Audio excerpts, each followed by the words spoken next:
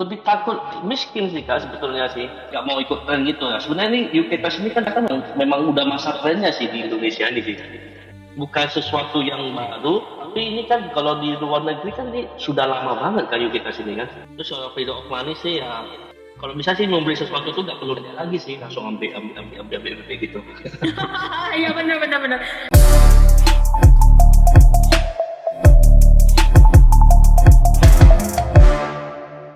Oke semuanya selamat siang dan terima kasih untuk hari ini boleh hadir di podcastnya UK Trust. Ini merupakan episode kita yang kesekian ya. Dan happy banget nih karena hari ini, kita pastinya kedatangan tamu sama pihak-pihak, wah pihak-pihak spesial banget ya. Ya pastinya dari sosok-sosok yang memang dia sudah, memiliki pengalaman khususnya di financial advisory. Nah, kalau kemarin kita udah sempet ngobrol-ngobrol bareng, Ko Hendy dan hari ini kita spesial banget ngobrol bareng sama salah satu yang bisa dibilang juga financial advisory dan beliau juga domisilinya di Medan dan langsung aja kita perkenalkan, ini dia ada Ko Kevin. Halo, Kak. Halo Kak Priska. Halo, apa kabar nih Halo. Kak Kevin? Baik, baik Kak. Wow, masih stay di Medan? Masih Kak, memang stay di Medan Kak? Oh masih, belum mau pindah gitu ke Jakarta atau mau ke Hmm, mana? belum belum Kak. Belum Belum ya? ada rencana sih. Oke, ya. Ngomongin soal Medan nih, berarti Kak Kevin emang dari awal, dari kecil tuh emang udah lahir dan besar di Medan berarti ya, Kak, ya? Enggak. Kalau dari kecil sih saya dari kota pematang Siantar. Oh, Saya baru Pematang Siantar, ya. saya baru di karir itu baru saya mulai di Medan itu. Oh, oke. Karir mulai di Medan lah. Oh, I see. Tapi, eee, menurut informasi yang saya dapat nih, saya kan banyak informan ya, Kak, ya di Medan. Kak Kevin ini udah memiliki pengalaman sampai dengan 7, 8 tahun lah di financial advisory gitu ya, Kak, ya. Iya benar. Berarti, pengalamannya itu udah cukup lama banget gitu ya. Nah, Mhm. boleh tahu nggak sih Kak, sebelum akhirnya terjun ke dunia financial advisory, latar belakangnya Kak Kevin itu seperti apa sih, Kak? Dulunya sih awal-awal itu datang ke Medan sempat kerja sama orang juga. Habis Mhm, itu baru ngikut sama ipar ya, sama kakak saya itu di bisnis F&B. Nah, mhm. setelah di bisnis F&B jalan-jalan 1, 2 tahun itu saya rasa sih, kenapa yang saya mau itu belum dapat ya di F&B itu ya. Iya iya iya. Jadi setelah dari situ jalan 1 tahun gitu, saya coba melirik di bisnis yang namanya bisnis insurance itu. Saya coba Oh, melirik ke oke. sana. Nah, jadi setelah saya jalani bisnis insurance, ternyata hasilnya hasilnya lumayan banyak sih, lumayan banget sih hasilnya sih. Terus itu udah F&B-nya sih jalan 2 tahun aja itu, setelah itu kita rencana sih nggak buka lagi. Jadi saya fokus di asuransi full semenjak dari situ.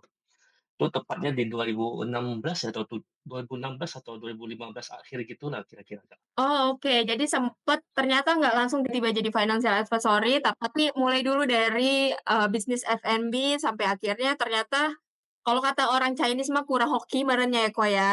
Jadi Ya bisa dibilang gitu.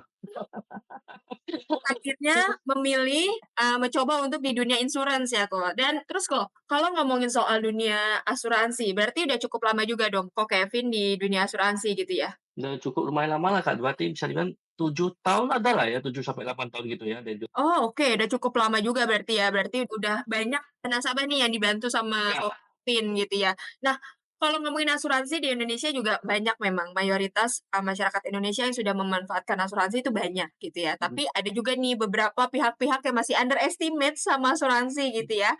Nah, kalau dari Ko Kevin sendiri punya nggak sih pengalaman yang menarik gitu ya, yang mana, eee, sampai akhirnya Ko Kevin ngerasa ternyata bisnis asuransi itu nggak, cuan doang gitu, tapi sebenarnya ada sisi kemanusiaan yang bisa menolong orang lain gitu.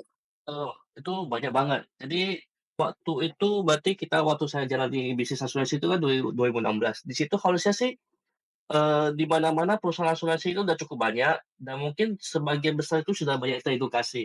Nah, jadi dari sisi yang saya awal-awal nawari asuransi itu, bahkan ada yang negatif, ada yang seperti Kak Priska bilang ya, mungkin ada yang baru sadar sama asuransi, dan mungkin ada juga yang sudah sadar asuransi. Nah, dari sebagian yang sudah sadar asuransi itu, yang menjadi nasabah dari saya, itu ada yang mungkin lebih banyak sih dulunya karyawan ya. Karyawan Mmm, mungkin dia bisa nyisikan pendapatan gajinya itu untuk bayar insurans setelah dia pernah klaim, dia masuk rumah sakit, dia sakit, dan itu tidak menguras biaya tabungannya ya, tidak mengurus tabungannya. Jadi dia, sangat tertolong saat itu dan ada juga, nasabah yang dia beri untuk warisan ya, ada yang meninggal, itu juga banyak sih, saya nggak bisa sebut satu persatu sih. Jadi ada yang bahkan itu saya bisa dapat dari situ sih, bukan hanya sekedar cuan aja, tapi kita bisa bayangkan ya kalau kita Chinese kan misalnya kalau kita gitu ada orang meninggal kita ke sosial. Iya. Bayangkan kita ke sosial itu kita nggak kasih amplop lagi, tapi orang itu langsung lihat kita, "Wow, thank you banget ya kamu sudah dari aku," gini bla bla bla gitu. Oke, jadi menarik banget ya, Kak, ya. Jadi nggak cuman cuan, tapi benar-benar bisa membantu keluarganya ya, apalagi kalau Iya untuk iya iya. case-case untuk asuransi jiwa berarti ya, Kak, ya. Jadi buat Ah, tinggalkan juga tetap masih bisa tercover ya, Kak, ya. Nah, terus, kalau ngomongin soal asuransi juga, berarti itu kita bicara terkait dengan persiapan masa depan, bicara soal tabungan masa depan ya, Kak, baik itu asuransi kesehatan maupun itu asuransi jiwa gitu ya, Kak, ya. Apa sih, Kak, yang akhirnya Kak Kevin sendiri nih ya, menurut pengalaman Kak Kevin itu jadi kayak turning point-nya Kak Kevin, sadar tuh ternyata tuh penting banget tuh untuk kita punya namanya persiapan masa depan. Kita penting banget punya yang namanya, nggak cuma asuransi ya kok, tapi tabungan ataupun dana darurat. Pokoknya hal-hal yang kita perlu siapkan sedini mungkin untuk masa depan kita gitu kok, baik untuk diri kita sendiri ataupun keluarga gitu kok. mungkin yang paling terasa itu waktu kita terkena Covid ya itu ya, itu paling terasa banget. Itu kita, punya bisnis tapi kita juga nggak bisa ada orang belanja ya, maksudnya nggak bisa ada aktivitas, semua nggak ada cash flow, nggak ada apa-apa, semua itu penting banget kalau kita punya simpan di situ. Jadi itu betul-betul kita di sana itu dipaksakan kita harus, mantap ya, makan tabungan semua itu sih.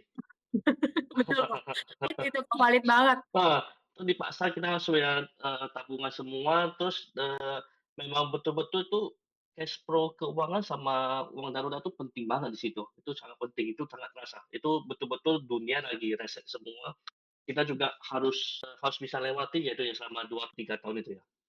Iya, betul banget. Setuju sih kok, nggak cuman, pastinya nggak cuman beberapa orang ya, kalau untuk case Covid itu, semua orang itu banyak hal-hal yang nggak terduga gitu ya kok, yang udah bisnisnya settle, yang kerja juga pun akhirnya semua satu persatu runtuh, mau nggak mau benar kata Kakak, harus punya yang namanya persiapan dana darurat ataupun tabungan gitu ya kok, untuk masa Iya, depan gitu ya kok ya. itu bisa dibilang kalau bisnisnya nggak pakai modal seperti tukang parkir aja pun tuh nggak bisa jalan juga kan. Betul kok, karena waktu itu kan kita bener-bener nggak boleh keluar rumah, nggak ada aktivitas lain ya kan kok. Apalagi yang pakai modal ya kan. Bener, apalagi yang kita pakai modalnya kita biasanya memanfaatkan ada pinjaman fasilitas ya kok, dan kita punya Ya, tanggung jawab untuk membayar gitu kan, mhm. itu juga harus dipertimbangkan gitu ya. Nah kok, menarik nih kok ngomongin soal dana darurat, persiapan masa depan gitu ya. Sebenarnya tadi kok Kevin juga udah sempat mention, banyak tuh saya nolong, nasabah gitu, apalagi case-case yang, nasabah yang ditinggalin keluarganya, tapi dia belum ada persiapan, tapi karena ikut asuransi akhirnya dia dapat uang uang tanggungan gitulah ya, Kak, ya, bisa Ya, klaim uang ya pertanggungan. gitu, klaimnya gitu. Dari Kak Kevin sendiri apa sih, Kak, yang dirasain, setelah bisa bantu nasabah itu, Kak? Saya rasain sih ya, benar-benar menjadi manusia sih. Ya, Betul ya, Kak?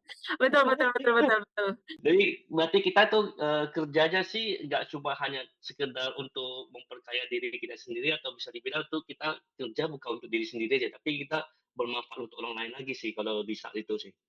Bener sih, karena pada akhirnya manusia tuh tujuannya untuk bermanfaat dengan jadi orang banyak ya, Kak, ya. Mhm. Terus kok, kalau ngomongin, latar belakang, kita coba flashback lagi ya, Kak. Kakak tadi sempat mention di awal karir itu pernah ikut join kerja sama orang, terus akhirnya mutusin buat ikut F&B, terus pernah juga akhirnya mutusin jadi insurance gitu ya, Kak, ya. Mhm. Kan ini loncat ya, Kak, karirnya ya, ke mana-mana gitu dan kayaknya nggak satu jalur gitu ya, Kak, beda-beda gitu ya, Kak, ya. Itu gimana sih kalau punya mindset yang, ya udah jalanin aja dulu gitu, nggak ada perasaan takut gagal atau nggak ada perasaan kayak, "Aduh kayaknya gue nanti buang waktu deh kalau gue ikut coba ini, coba itu," gitu kok. Gimana, Cuk? Jadi tuh gimana ya, saya tipenya orangnya tuh kalau misalnya kita jalani satu hal aja, berarti kan kita sudah tahu, hasilnya kan sudah pasti A aja. Ya betul. Jadi kalau kita coba mencari yang B, berarti kan kita bisa mendapatkan hasil yang B juga. Jadi saya orangnya begini Kak Priska, saya tahu sih orangnya suka mencoba selama itu nggak merugikan. Jadi saya punya moto kepada diri saya sendiri itu seperti begitu, saat ini saya seorang Kevin. Seorang Iya Kevin yang mungkin ya dengan style yang begini ya. iya Nah, setelah saya coba hal yang baru, kalau saya pun gagal di hal yang baru, saya juga agak menjadi seperti Kevin yang sekarang aja. Tidak berubah apa-apa sih, tidak merugikan iya saya sih. Jadi kalau misalnya saya mencoba sesuatu hal yang baru, hal yang B itu, nah ternyata saya berhasil di hal yang B itu. Nah, saya pasti menjadi seorang yang luar biasa, bukannya Kevin yang sekarang ini lagi. Nah, iya, kalau saya gagal ya saya kembali lagi seperti yang semula. Jadi, ya bisa dibilang patut di-fight-kan lah ya, patut diperjuangkan itulah, Kak. menarik sih Ko, menarik banget karena, pola pikir ini, beda sih Ko menurut aku ya. Berarti Ko Kevin, let's say saat ini Ko Kevin udah terjun di dunia financial advisory, terus sekarang mau coba lagi nih di dunia yang baru Mhm. gitu ya Ko ya. Dan kalaupun gagal, ya tetap aja jadi Kevin yang sekarang gitu, nggak akan Ya, merubah apapun benar gitu benar ya Ko benar. ya. Dan itu sama aja nggak ada yang dirugikan nggak sih Ko? Ya, benar, Kak. Jadi kayak untungnya sih saya dulunya itu waktu saya masih ada di F&B, saya coba di dunia insurance dan ya dari dunia insurance saya belajar banyak banget ya. Dari belajar banyak banget itu tentang tentang finansial, semua-semua sampai saat ini saya juga masih tetap belajar sih, Kak, gitu. Oke oke. Menarik sih, kok. Ini, perlu banget dipelajarin ya, khususnya untuk, teman-teman kita trust Mhm. people nih. Pasti kan untuk yang baru mau mulai karir ataupun, bisa dibilang saat ini tuh kita nggak bisa kok untuk memanfaatkan cuman dalam mendapatkan penghasilan cuma dalam satu keran doang tuh kan nggak bisa ya, Benar, Kak, ya. benar Kita benar harus benar. membuka beberapa keran gitu ya. Tapi kan beberapa orang juga mindset-nya nggak seperti Ko Kevin nih, kalau coba yang B juga kalau gagal ya nggak apa-apa, nggak berubah apapun gitu ya. Benar benar. Menarik banget kok Kevin punya pola pikir di mana berhasil atau gagal itu tidak merugikan siapapun gitu ya, kok. Ya, tapi kan dia kan nggak pernah berpikir kalau berhasil gimana. Ah. Betul, benar benar benar. Berarti kalau berhasil, kalian akan jadi sosok yang luar biasa, tapi kalaupun gagal, Benar, ya kalian tetap jadi yang saat ini aja gitu ya, kok ya? iya, benar, Kak.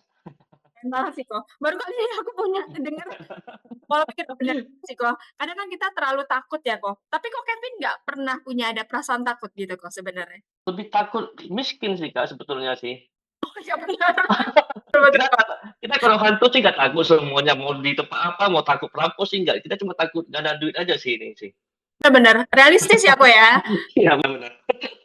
Betul. Berarti, Koko punya pengalaman nggak sih, kok sampai akhirnya Koko punya titik di mana, ya udahlah coba-coba aja, belajar aja dulu, yang penting, gua nggak takut apa-apa, jangan sampai gua miskin aja. Koko punya pengalaman nggak kok sampai akhirnya Koko punya mindset seperti ini? Mungkin kalau pengalaman secara pribadi sih nggak ada, tapi pengalaman dari dulu waktu saya masih kecil ya, dari orang tua itu ya didikannya sih begitu sih.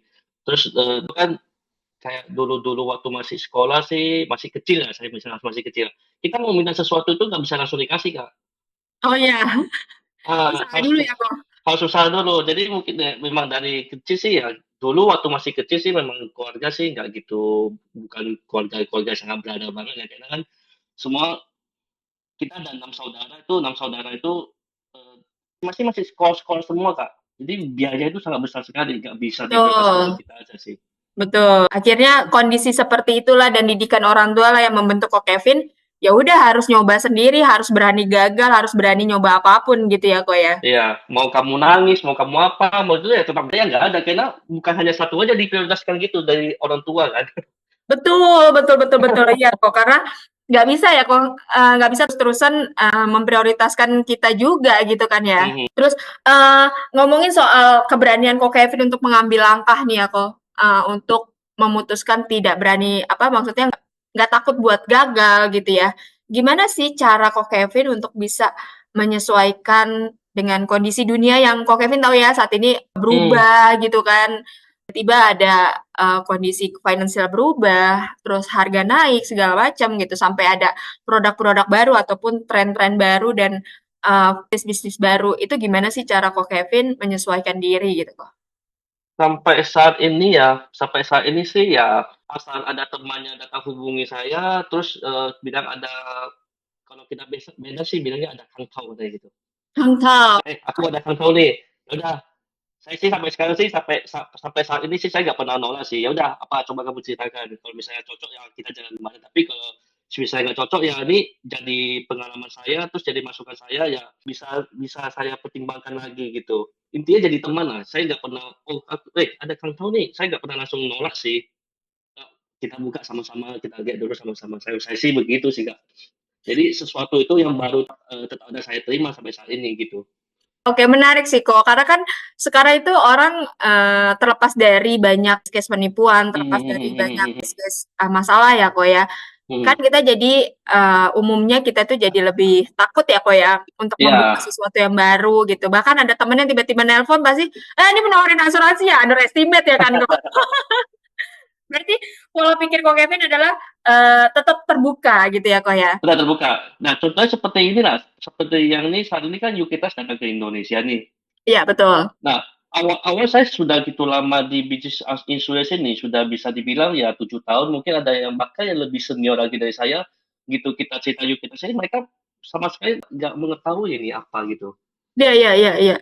Jadi mereka nggak mengetahui apa-apa, bahkan ada sebagian teman yang kita ceritain Yukitas ini, mereka ada yang menolak, mungkin ada yang nggak mau tahu gitulah, nggak mau ikut tren gitu. Nah, sebenarnya ini Yukitas ini kan memang udah masa trennya sih di Indonesia ini sih.